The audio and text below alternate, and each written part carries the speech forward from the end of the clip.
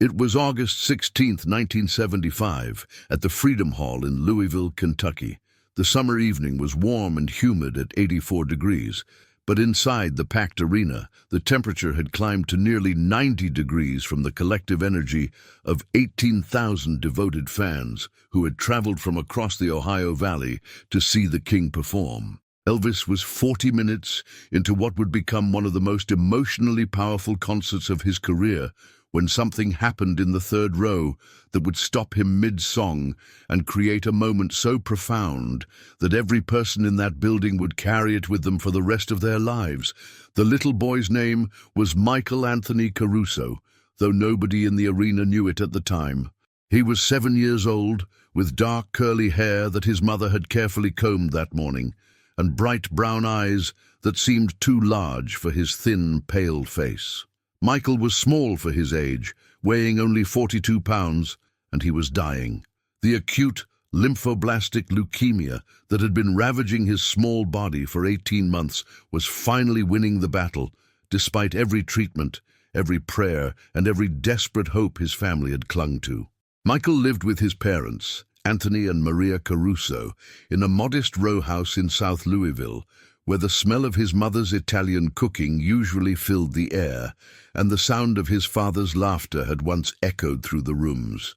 But laughter had become rare in the Caruso household over the past year and a half. The diagnosis had come just after Michael's 6th birthday, transforming their world from one of joy and possibility into a nightmare of hospital visits, chemotherapy sessions, and sleepless nights spent watching their child fight for his life. Anthony Caruso was a mechanic who worked at a small garage on Bardstown Road, his hands permanently stained with grease and motor oil from years of fixing other people's cars so he could afford to keep his own family moving forward.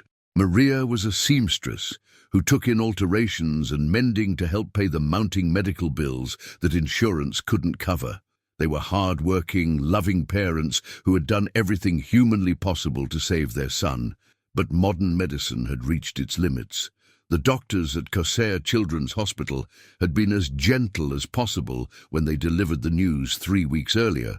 Michael's condition had deteriorated beyond what current treatments could address. They were looking at weeks, perhaps a month if they were fortunate. The oncologist, Dr. Patricia Williams, had seen too many families face this moment, but it never became easier to tell parents that their child's time was running out. "We can keep him comfortable," Dr. Williams had said, her voice professional but kind. "We can manage his pain and make sure he has quality time with you. Is there anything special he's wanted to do? Anywhere he's wanted to go?" Michael's answer had come without hesitation, spoken in a voice that was weak but filled with absolute certainty. "I want to see Elvis. I want to hear him sing 'Love Me Tender' just for me." Michael had been an Elvis fan since he was 4 years old, when his grandmother had played Hound Dog on her old record player during one of their Sunday visits. Something about Elvis's voice had captured the little boy's imagination completely. He would spend hours listening to Elvis records, singing along with a pure, sweet voice that made adults stop whatever they were doing and pay attention. During his long stays in the hospital, Michael would ask the nurses to play Elvis music during his chemotherapy treatments. The songs seemed to help him endure the nausea and pain that came with the medications designed to fight his cancer. His hospital room was decorated with Elvis pictures that other patients and staff had brought him, creating a shrine to the King that brought smiles to even the most hardened medical professionals. Getting tickets to Elvis's concert had seemed impossible at first. The show had been sold out for months, and even if tickets were available, the family's finances had been decimated by medical expenses. But the staff at Corsair Children's Hospital had connections throughout the Louisville community, and when word spread about Michael's wish, people began mobilizing to make it happen. A local radio station, WAS, heard about Michael's story and launched an on-air campaign to find Elvis concert tickets for the dying boy. Within hours, a businessman who owned several car dealerships called the station and offered his family's front row seats, refusing to accept any payment. "Some things are more important than money," he had said simply. The night of the concert, Michael was so weak that Anthony had to carry him from their car to the arena entrance. The little boy was wearing his favorite outfit, a miniature version of an Elvis jumpsuit that Maria had sewn for him, complete with tiny rhinestones that caught the light as they moved. Despite his exhaustion and the pain medications that made everything seem distant and dreamlike, Michael was more alert and excited than he had been in weeks. Maria had packed a small bag with Michael's medications, a blanket in case he got cold, and a thermos of the one food he could still keep down, vanilla milkshake. She had also brought a small tape recorder, hoping to capture some memory of this night that might comfort them in the difficult days ahead. As they took their seats in the third row, center section, Michael's eyes grew wide with wonder at the size of the arena and the energy of the crowd. He had never been in a building so large, never seen so many people gathered in one place, and the excitement was almost overwhelming. But when the lights dimmed and Elvis took the stage in his white jumpsuit with gold accents, Michael's amazement transformed into something approaching reverence. For the first 40 minutes of the concert, Michael was in heaven. Despite his pain and the medications that made him feel disconnected from his own body, he sang along to every song he knew, his small voice completely lost in the roar of 18,000 screaming fans, but his joy visible to anyone who looked at him. Anthony and Maria flanked their son, watching his face light up with happiness they hadn't seen since before his diagnosis. "This is the best night of my whole life, Mama," Michael whispered during a brief break between songs, his voice barely audible over the crowd noise. Maria wiped away tears, knowing this would likely be Michael's last truly happy night, and feeling grateful beyond words that they had been able to give him this moment of pure joy. It was during Elvis's performance of Burning Love that everything changed. Michael, caught up in the excitement and energy of the music, tried to stand up to dance like the other fans around him, but his weakened legs couldn't support his weight, and he collapsed back into his seat with a small cry of frustration and pain that was lost in the crowd noise, but clearly visible to anyone watching him. The incident might have gone unnoticed by Elvis, who was performing with his usual energy and focus. But as fate would have it, one of the arena's spotlight operators had been following the little boy in the Elvis jumpsuit throughout the evening, charmed by his obvious enthusiasm and joy. When Michael collapsed, the spotlight operator instinctively focused the light on him, illuminating the moment when the little boy tried to get back up and fell again, this time with tears of disappointment streaming down his face. Elvis, who had developed an almost supernatural awareness of his audiences over nearly 2 decades of performing, noticed the spotlight's focus and looked in that direction. What he saw stopped him mid-song. A tiny boy in a miniature Elvis jumpsuit, clearly sick, clearly struggling, but still trying to participate in the joy and energy of the concert.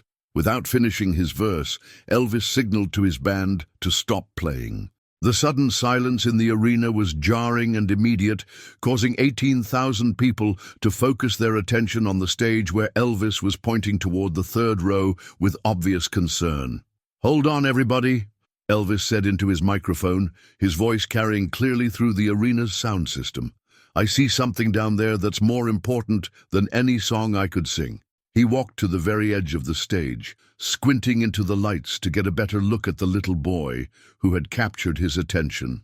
"Son," Elvis called out, "what's your name?" Michael, overwhelmed by the sudden attention from his hero, could barely find his voice. Anthony stood up and helped his son to his feet, supporting him so Elvis could see him clearly. "His name is Michael," Anthony called back, his voice breaking with emotion. "Michael Caruso. He's 7 years old and he's your biggest fan." Elvis nodded, but something in the father's voice and the child's obvious frailty told him there was more to this story.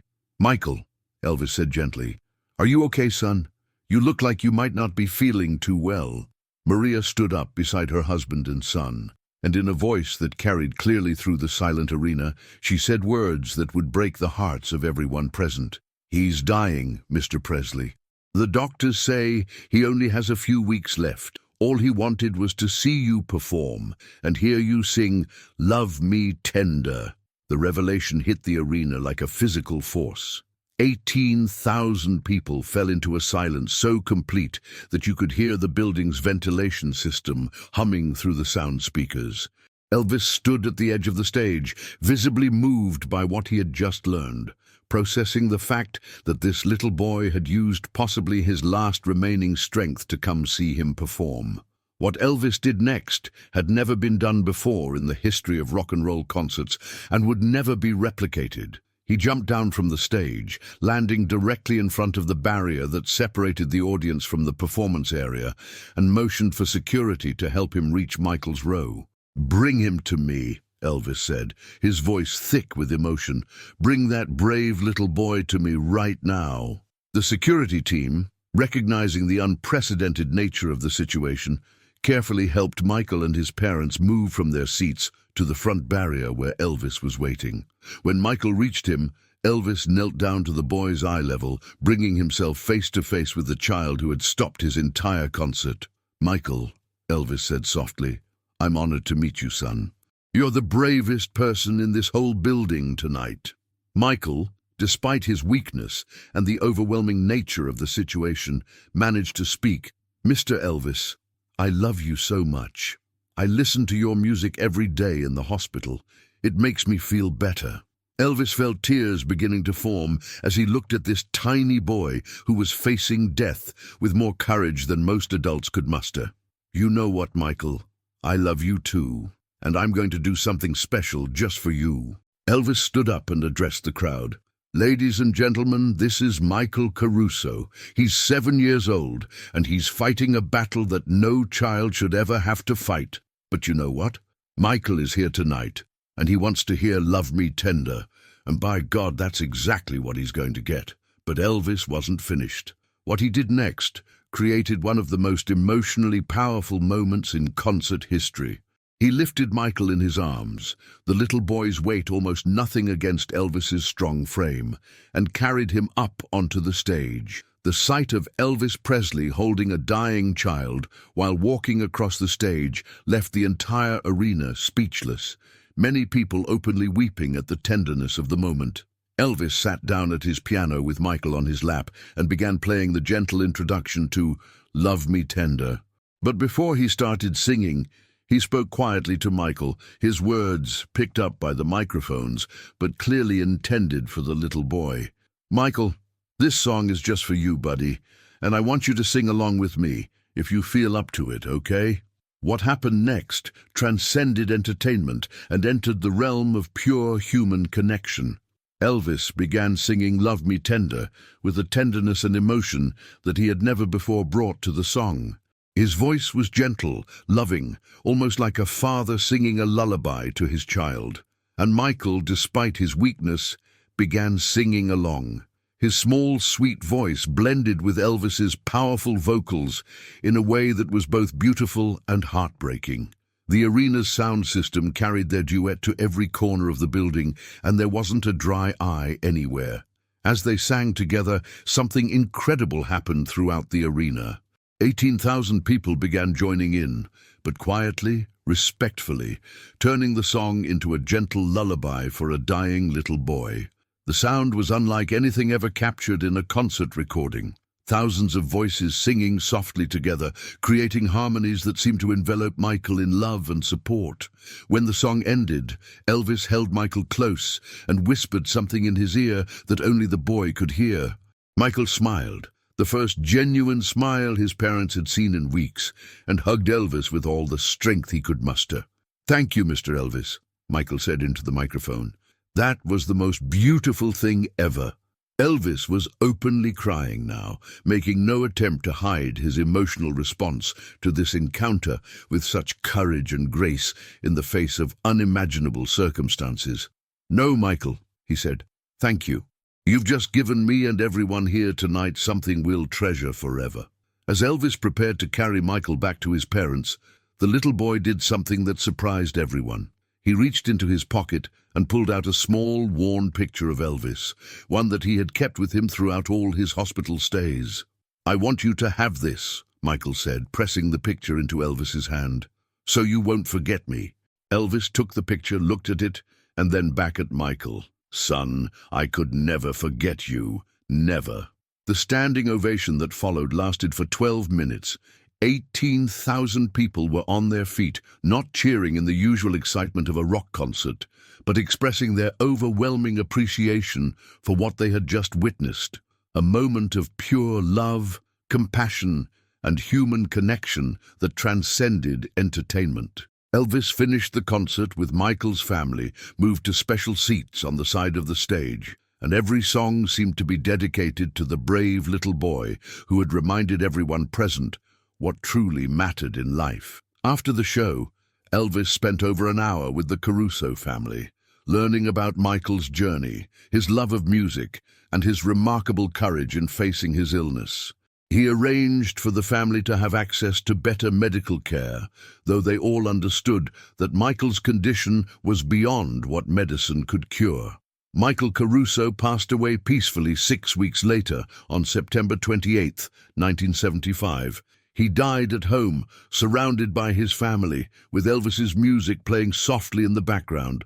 True to his promise, Elvis attended Michael's funeral, singing "Love Me Tender" one last time for his brave little friend. The concert became legendary among Elvis fans, known as "The Night Elvis Stopped for an Angel," or simply Michael's Concert. Bootleg recordings of that evening are treasured not just for their musical content, but for the captured moment when 18,000 people witnessed pure love in action. Years later, Elvis would say that meeting Michael Caruso was one of the most important experiences of his life. "That little boy taught me what courage really looks like," he would explain. "He reminded me that every day is precious and that music isn't just entertainment. It's a way to connect with people's hearts and maybe give them a little comfort when they need it most." The story of that August night in Louisville serves as a reminder that sometimes the most important moments in life happen when we stop what we're doing and pay attention to what really matters. Elvis Presley proved that night that true greatness isn't measured by talent or fame, but by the willingness to open your heart to someone who needs love, regardless of the circumstances or the inconvenience. And little Michael Caruso proved that heroes come in all sizes, and that sometimes the greatest gift we can give the world is simply showing others how to face life's challenges with courage, grace, and an unshakable belief in the power of love and music to heal even the deepest wounds.